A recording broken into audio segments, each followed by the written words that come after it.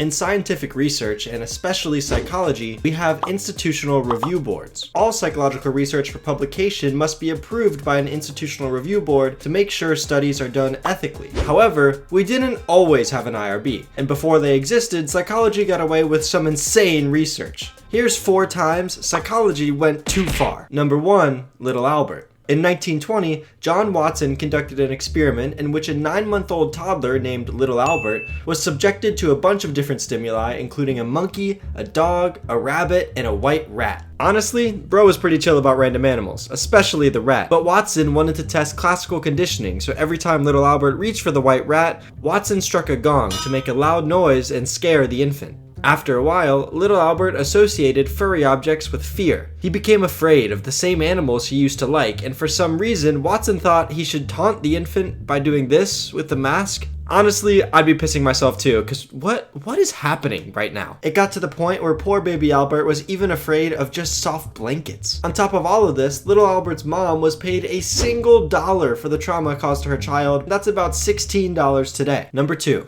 Learned helplessness. In 1967, Martin Seligman conducted research on 3 groups of dogs. The first group served as the control. The dogs in group 2 and 3 were randomly paired. At random intervals, dogs in group 2 would be electrically shocked. The shocking was only stopped when the dogs pushed a lever.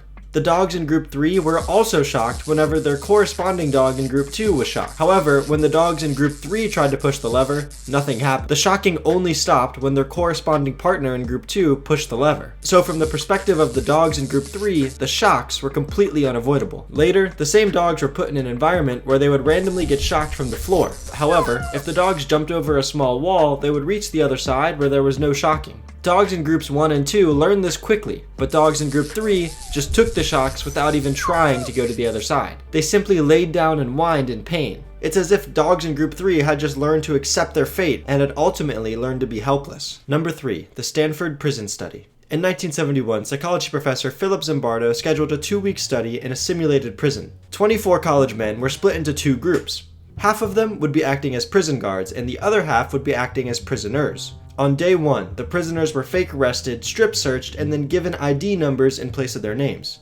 On the second day, the prisoners rebelled against the guards by being obnoxiously loud at 2:30 in the morning. In response, the guards took all the prisoners' clothes and mattresses, forcing the prisoners to do push-ups, only allowing them to go to the bathroom in a bucket, and even forcing them to wear bags over their heads. Furthermore, the guards would isolate the prisoners who were acting out and torture them in their isolation.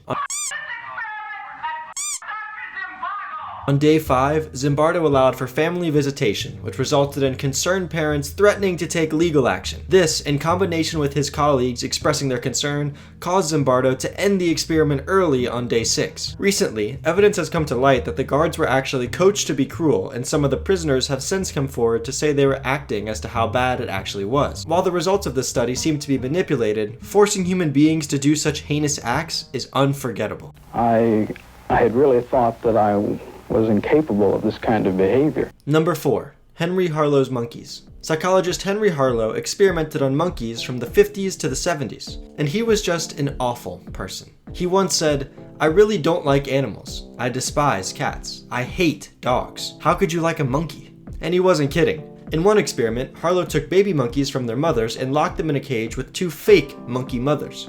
One of the surrogate mothers was made of wires but provided milk, and the other didn't provide any food but was made of a soft cloth material. He then made a device to scare the monkeys to see how they would react. The monkeys would cling to the cloth mother, and even throughout the day they would spend most of their time on the cloth mother. But Harlow didn't stop there. Tragedy struck when Harlow's wife unfortunately passed away from cancer. It was after this when Harlow, who was now struggling with depression, would develop a diabolical contraption called the Pit of Despair. Once again, babies were taken from their mothers, but this time they were completely isolated from the outside world. They were placed in a metal cage for up to a year and were given just enough food and water to survive. Nothing but a cone-shaped metal cage, barely big enough for the monkeys to fit in, for an entire year. When the monkeys were finally released from isolation to play with other monkeys, they were extremely bullied, and 2 of them starved themselves to death. Harlow even forced the once isolated female monkeys to mate and become pregnant. When these monkeys gave birth, since they hadn't had any social interaction, they resorted to completely ignoring their children in the best cases, and in the worst cases, physically assaulted their children very aggressively. To quote quote Harlow, "Not even in our most devious dreams could we have designed a surrogate as evil as these real monkey mothers were." So now we have APA guidelines and institutional review boards to approve our research. If you want to learn more about psychology in quick, easy to understand videos, make sure to subscribe.